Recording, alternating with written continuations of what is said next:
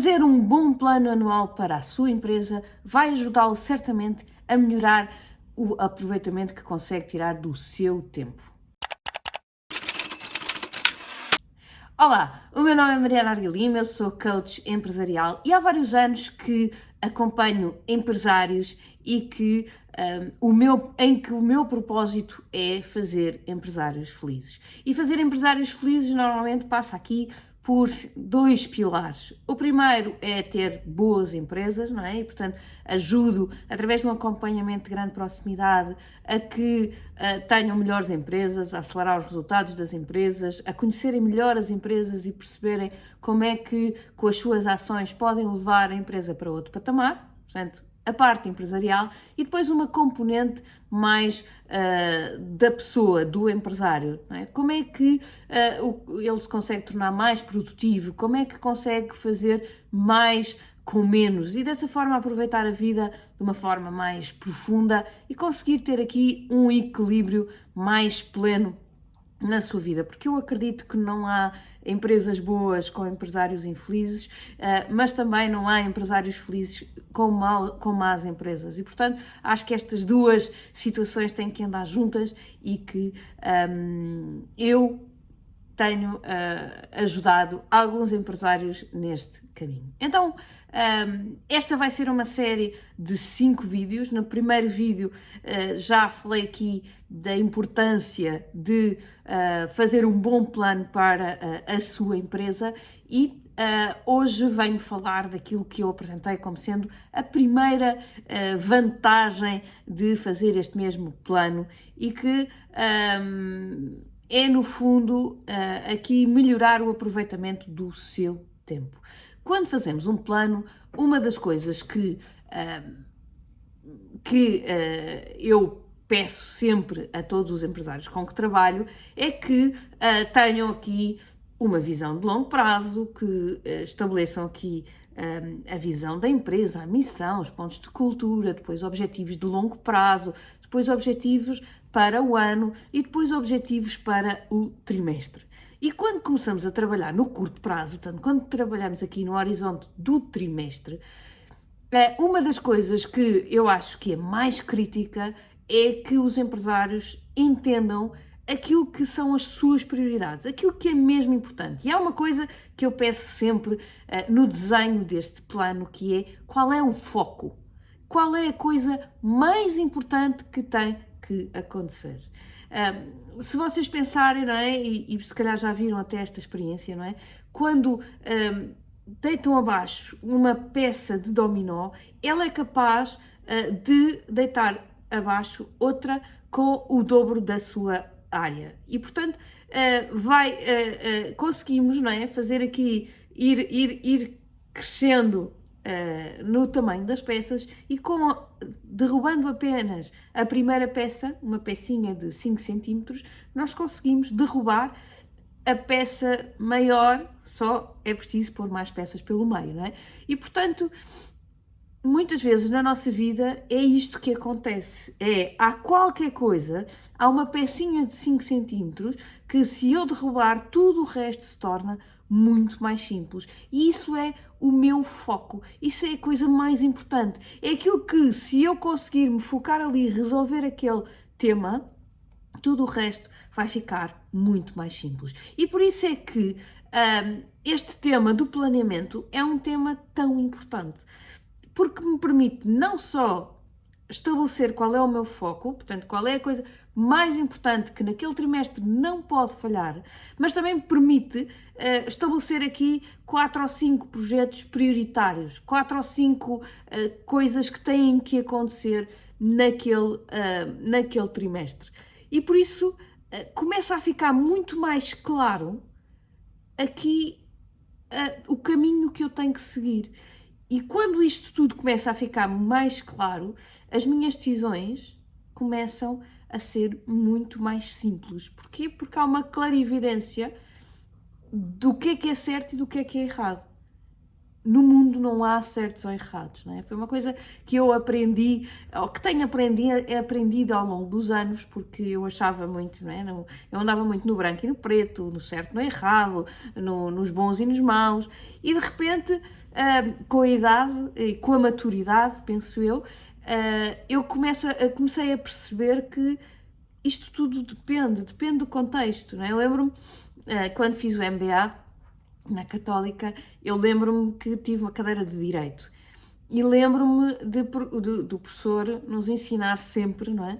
Que mesmo nas leis, mesmo na interpretação da lei, que não há o certo e o errado, não há o 100% de certeza de que o juiz vai julgar a nosso favor. Aquilo que ele dizia era quando o cliente lhe perguntava: doutor, mas eu vou ganhar esta causa, e ele dizia sempre: depende. Eu não lhe vou dizer, eu nunca lhe posso dizer que há aqui 100% de certeza.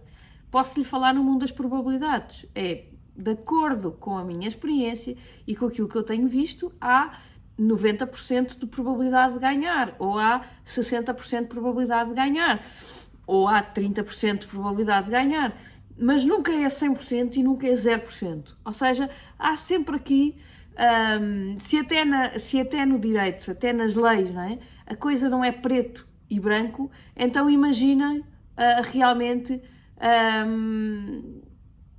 o que é que será possível, não é? Na vida em geral e nas empresas, aqui relativamente aos certos e aos errados. Agora, quando nós estabelecemos de uma forma muito clara aqui os nossos objetivos, o nosso caminho, o sítio para onde queremos chegar, as decisões passam a ser mais claras, efetivamente. Passa aqui a haver uma maior clareza do certo e do errado. Porque o que é o certo? É aquilo que me leva no caminho no caminho que chega ao destino que eu tracei. Portanto, isso é que passa a ser o certo, não é? E, portanto, essa é a grande importância da definição do plano. E quando falamos de gestão do tempo, não é? Ou de produtividade, são estas escolhas diariamente que vão significar ou garantir que eu sou mais produtiva ou menos produtiva. Efetivamente, é crítico que eu consiga estabelecer critérios para perceber quais são as boas escolhas relativamente à utilização do meu tempo, porque é a boa utilização do meu tempo que vai implicar inevitavelmente os melhores resultados. É crítico que eu faça boas escolhas. E relativamente a estas escolhas, há duas definições claras que eu tenho que ter para gerir bem o meu tempo. A primeira é o que é que eu devo fazer e o que é que eu não devo fazer. A segunda é, depois de definir o que é que eu tenho que fazer, é o que é que eu tenho que fazer primeiro e o que é que eu tenho que fazer depois. E estas são as duas perguntas mais importantes para garantir a minha melhor gestão do tempo. E atenção que há aqui, obviamente, muitas coisas que entram aqui no meio, não é? Nós falamos sempre no grau da importância e não no grau da urgência, porque efetivamente, quando eu ando atrás das coisas muito urgentes, isso quer dizer que eu muitas vezes vou deixar de fazer coisas muito importantes porque tenho coisas urgentes para fazer, não é? E portanto eu tenho que definir aquilo que eu normalmente peço aos meus clientes quando começamos a trabalhar, é que façam uma análise de como é que investem o seu tempo no dia a dia. Durante 15 dias que registem claramente no papel e caneta, não é preciso nada muito informático, nem nada muito eletrónico. Papel e caneta, e que façam um registro de todas as tarefas que fazem ao longo do dia durante 2 semanas. E é todas. Atendi aquele telefone, respondi àquela pergunta, fui interrompido para responder àquele e-mail. Portanto, que realmente listem as tarefas e que depois olhem para esse registro e olhem com olhos de ver. porque muitas vezes aquilo que acontece é que estes critérios do que é que eu devo fazer, o que é que eu não devo fazer, o que é que eu devo fazer primeiro e o que é que eu devo fazer depois, são, na maior parte das vezes, postos completamente de lado. Eu respondo ao e-mail porque ele aparece, eu respondo àquela mensagem porque ela entrou e até era uma coisa fácil e eu podia responder na hora. Eu respondi àquele meu colaborador porque ele entrou-me pela porta e fez uma pergunta. E o que eu estava a fazer era mais importante ou não? Essa parte eu nem penso, ok? E por isso é que, ao estabelecer o plano, eu devo fazer uma clara análise de o que é que eu devo fazer e o que é que eu não devo fazer. Isso deve fazer parte do meu plano pessoal. Uma das coisas que eu faço é que eu repito esta análise da ocupação do meu tempo todos os trimestres. Eu normalmente associo as duas coisas. Associo o plano da minha empresa ao meu plano diário, semanal, trimestral, né? E junto aqui as duas coisas. Juntando estas duas coisas, eu consigo avaliar o que é que eu tenho que fazer para conseguir atingir aquele plano. Porque aquele plano, o plano da empresa não é só meu, não é o que eu tenho que fazer, não é? Aquele plano da empresa é um plano para toda a empresa, que pode ser maior ou menor, pode ter muitas pessoas, poucas pessoas, pode ser de várias sucursais, de apenas uma, enfim, pode ter a dimensão que tiver, não é? Mas o plano é um plano da empresa. Mas depois eu tenho que pegar naquilo e associar aquilo ao meu dia-a-dia, à minha semana, ao meu mês. E quem diz eu, cada colaborador da empresa. Portanto, o desafio é, depois do plano feito e bem esquematizado, cada um dos indivíduos da organização tem que pegar naquilo e passar aquilo para o seu dia-a-dia. Agora, aquele plano é claramente a minha orientação para eu tomar as decisões daquilo que eu devo fazer e aquilo que eu não devo fazer, daquilo que eu devo fazer primeiro e daquilo que eu devo fazer depois. Porque são aqui o guia daquilo que é mais prioritário naquele trimestre. E, portanto, eu devo arrastar aquilo para o meu dia e sempre que eu defino a minha semana, não é? Com as minhas prioridades. Ok, isto é mais prioritário, isto é menos prioritário. E devo ter os dias todos completos. Isto é muito importante. Não deixem buracos na vossa agenda, porque o vosso dia não tem buracos. Vocês estão sempre a fazer qualquer coisa. Mesmo quando estão a dormir, estão a fazer qualquer coisa. Estão a dormir. Mesmo quando estão no sofá a ver televisão, estão a fazer qualquer coisa. Estão no sofá a ver televisão, ok? Não há momentos sem fazer nada. Agora, pode haver momentos em que eu não tenho nada planeado. E o que é que acontece? É que eu vou encher esse buraco com a primeira coisa que aparecer, sem critério. Se eu tiver os buraquinhos todos ocupados, não quer dizer que eu tenha que seguir aquela lista. Agora, o que é que isto quer dizer? Quer dizer que aqueles blocos devem ser aqueles que eu identifiquei como mais prioritários quando fiz aquele plano. Aquele plano da semana, aquele plano do dia, aquele plano do mês. Não é? Eu identifiquei aqueles blocos como sendo os mais importantes. Quando me aparece uma coisa externa, o que é que eu vou fazer? Não há buracos, não é? Portanto, eu não tenho sítio nenhum de meter. O que é que eu vou analisar? Vou ver qual é a importância desta tarefa.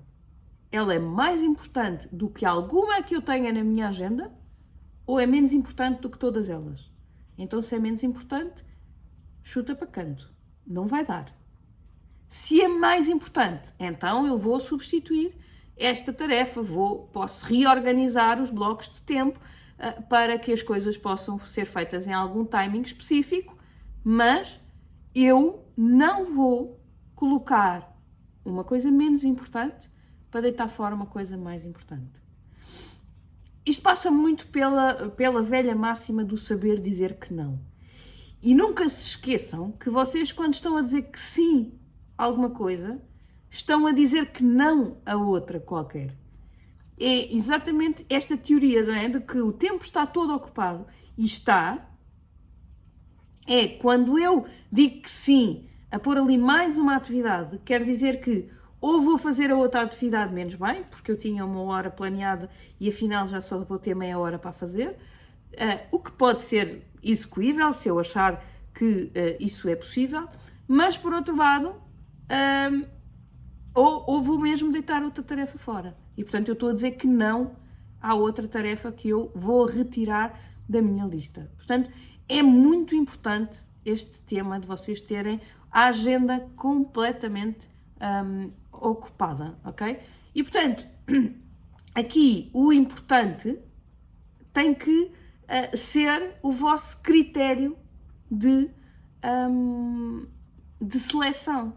Não pode ser aqui urgente, não é? Vocês de certeza que conhecem, não é? A matriz do importante e do urgente, em que temos os 4 quadrantes, não é? E obviamente que o quadrante sempre mais prioritário é o importante e urgente.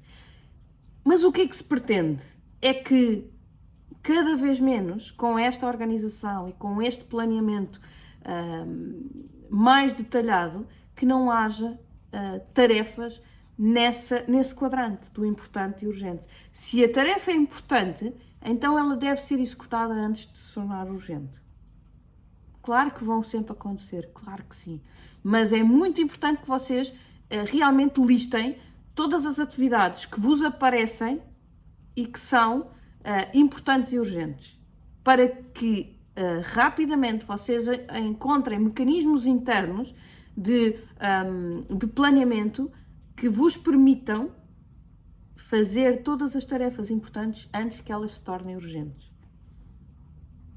Porque, idealmente, o quadrante onde vocês devem andar é o quadrante do importante e não urgente.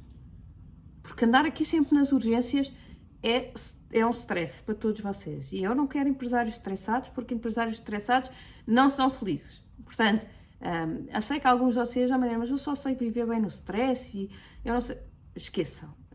Não. Coloquem a vossa energia, não em stress, mas em coisas importantes e não urgentes. Portanto, a análise destes quadrantes também é uma análise que é muito importante, porque se vocês categorizarem as tarefas que têm para fazer nestes 4 quadrantes, vão perceber, ok, como é que, lá está, o importante e urgente é para eliminar, é tentar, não é eliminar as tarefas, essas têm mesmo que se fazer, como é óbvio, mas é passá-las para o quadrante do como é que eu consigo desenvolver sistemas que me tornem estas tarefas importantes, mas não urgentes, ou seja, fazê-las com tempo. É aquela coisa do não estudar para o teste no último dia, não é? Portanto, se nós tivermos planeamento, se nós conseguirmos planear bem o nosso trabalho, nós vamos conseguir passar para o quadrante do importante, mas não urgente, e é aqui que devemos passar a maior parte do nosso tempo. Depois, temos dentro do não importante e não urgente, provavelmente são tarefas que eu tenho que deitar fora, porque se elas não são importantes e não são urgentes, nem sei o que é que estão a fazer aqui, não é? Provavelmente são coisas que eu tenho que eliminar ou que eu tenho que delegar em alguém, são tarefas que não devem provavelmente estar na minha matriz. E depois temos então as tarefas urgentes, mas não importantes. E estas, vamos lá ver, idealmente, mais uma vez, devem passar para a matriz de alguém para quem aquilo seja importante, se forem tarefas que têm que ser feitas na organização. Eu devo passar aquelas tarefas para alguém a quem aquelas tarefas passem a ser importantes. Ou seja, elas não são importantes para mim, porque provavelmente eu sou o dono da empresa, eu sou o gestor da empresa e ela já não é relevante para mim, mas pode ser relevante e importante para uma pessoa daquela área específica. E então eu devo, mais uma vez, passar para essa pessoa e quando eu passar, eu devo ajudá-la a fazer exatamente o mesmo exercício. Porque se eu passar para uma pessoa para quem aquela tarefa passa a ser importante, ela está no quadrante importante e urgente. Então eu devo-lhe ensinar que para que ela não chegue a ser urgente, ela deve ser resolvida antes de ser urgente. E tentem fazer este ensinamento a todas as pessoas da vossa organização para que cada vez menos, na sua matriz individual, haja tarefas urgentes e importantes, ok? Essas é de evitar mesmo. No vosso, obviamente, que são o importante para vocês é um importante muito elevado dentro da organização, mas dentro das vossas hierarquias há importantes que são menos importantes, não é? Por isso é que existem hierarquias nas organizações. Mas tentar que as pessoas se foquem, todas elas, cada vez mais, no importante e não urgente. E, portanto, isto deve ser um processo que deve ser ensinado em cadeia. E passar claramente esta ideia de que o primeiro critério é o critério da importância e que eu devo saber claramente fazer primeiro as coisas que são mais importantes, devo eventualmente perceber quais são as horas do dia em que eu sou mais produtiva e colocar estas tarefas mais importantes nessas horas para que a coisa corra mesmo bem. Ou seja, às vezes, imaginem uma pessoa que de manhã tem muita dificuldade em arrancar. Se calhar a melhor hora de tarefas de concentração não é às 9 da manhã quando chega ao emprego. Está tudo bem, então se calhar às 9 da manhã tem que fazer tarefas mais mecânicas até entrar e se calhar é às 11 ou se calhar é às 2h30 da tarde. Está tudo bem, cada um deve conhecer o seu ritmo e colocar os blocos que são mais importantes nas suas horas de maior concentração, de maior capacidade intelectual, para que as coisas saiam cada vez melhores. Cuidado, e para terminar aqui falando um bocadinho da parte da gestão do tempo, muito cuidado com as interrupções. Muito cuidado com os telefonemas, muito cuidado com os e-mails, muito cuidado... Mariana, mas os clientes ligam-me. Esqueçam. Ainda semana passada tivemos um feriado durante a semana, né? E eu tive um cliente que me dizia: Mariana, eu trabalhei durante o feriado e, na verdade, trabalhei só durante a manhã, mas foi uma manhã que valeu por muitos dias da mesma semana. E eu perguntei qual foi a diferença. A diferença foi que era feriado e não recebi e-mails e não recebi telefonemas. E eu perguntei-lhe, obviamente, e o que é que tu aprendeste com isso? Ele disse: pois, se calhar tenho mesmo que, em alguns momentos, desligar o telefone e desligar o e-mail. E é isso mesmo, ou seja, percebam, lá está, através daquela lista que eu vos disse para fazerem durante 15 dias, percebam quais são as vossas maiores interrupções. E depois de entenderem aquilo que realmente vos tira do foco, do caminho certo, então arranjem momentos em que não têm essas interrupções. Vocês, se não são bombeiros, não é? E se não estão no INEM, não estão a responder a urgências. E, portanto, não é preciso estarem 24 horas por dia, 7 dias por semana contactáveis. Os clientes vão perceber se vocês tiverem o telefone desligado. Provavelmente a empresa tem telefone de contacto. Se eles quiserem falar com alguém da empresa, que contactem a empresa. A empresa, sim, não precisam estar 24 horas, não é? Tem um horário de atendimento, mas durante o horário de atendimento, obviamente que deve atender. Mas não são vocês. Vocês encontrem formas de garantir esse atendimento. A partir daí, vocês podem ter o telefone desligado. Vocês podem ter, se não querem desligar o telefone, podem ter o telefone no não incomodar, não é? No sistema de não incomodar, em que só os vossos favoritos é que o telefone toca, porque se calhar, se for um filho a ligar, ou se for a vossa mulher ou o vosso marido, se calhar vocês querem estar disponíveis para atender, mas há formas, hoje em dia a eletrónica pode efetivamente funcionar muito a nosso favor, mas também pode funcionar muito a nosso desfavor. Ainda no outro dia havia um estudo que dizia que nos últimos 10 anos o salto tecnológico foi assombroso, foi enorme, mas o salto de produtividade das pessoas não foi, praticamente não houve essa melhoria na produtividade dos empregados, de nós todos, não é? Não é ninguém em particular, mas nós todos, em média, a produtividade não aumentou de forma significativa. E porquê? Porque, digo eu, não é? Porque nós não sabemos tirar o melhor partido das tecnologias que temos nas nossas mãos. E, portanto, isso quer dizer que é preciso ser muito crítico, os e-mails não têm que ser respondidos na hora, os SMS não têm que ser respondidos na hora, os telefonemas não têm que ser respondidos na hora. Os clientes vão entender, vão ver, eu trabalho diariamente com muitos empresários, não é? E estou o dia todo em reuniões com eles. E obviamente que eu, quando estou com uma reunião com um cliente, eu não atendo o telefone que toca de outro cliente, mesmo que seja outro cliente, não vou interromper. E, portanto, aquilo que eu digo logo, à partida, quando começo a trabalhar com o cliente é: se precisar de alguma coisa, pode-me ligar. Eu não vou garantir que eu vou atender. Porquê? Porque tenho reuniões e tenho outras coisas que não posso interromper. Mas aquilo que eu lhe garanto é que assim que eu terminar a reunião, ou assim que me for possível, que eu devolvo a chamada. E é um cuidado que tenho, é obviamente devolver todas as chamadas. Mas isto tudo para vos dizer que criem os vossos blocos de tempo. Vejam os vossos tempos de concentração, os vossos momentos de concentração, guardem-nos a 7 chaves, não se deixem interromper por tudo e por nada. Mesmo os colaboradores, não deixem que eles estejam constantemente a entrar a porta adentro para fazer perguntas.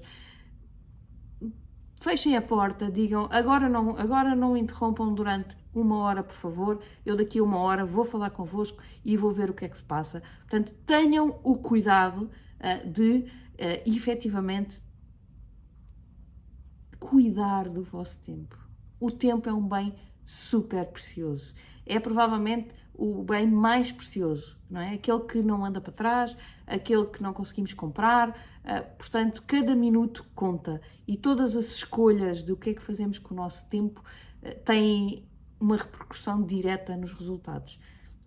Eu não estou com isto a dizer que temos que trabalhar 24 horas por dia, de todo, como eu vos disse. A minha preocupação também é ter aqui equilíbrio e ajudar os empresários com que trabalho a terem esse equilíbrio, mas devemos fazer escolhas e ter uma noção clara das consequências das nossas escolhas. Por isso, o plano é aqui a base de todas as nossas escolhas. Se eu fizer um bom plano, se eu souber para onde é que eu quero ir, se eu souber os resultados que quero ter e o caminho que tenho que fazer, então eu consigo escolher de uma forma muito mais clara aquilo que eu devo fazer, aquilo que eu não devo fazer, aquilo que eu devo fazer primeiro e aquilo que eu devo fazer depois.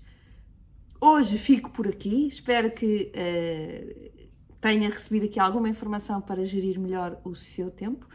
E na próxima semana vou continuar a falar aqui das vantagens de fazer um plano anual. Fique por aí, porque eu vou continuar por aqui. Até já!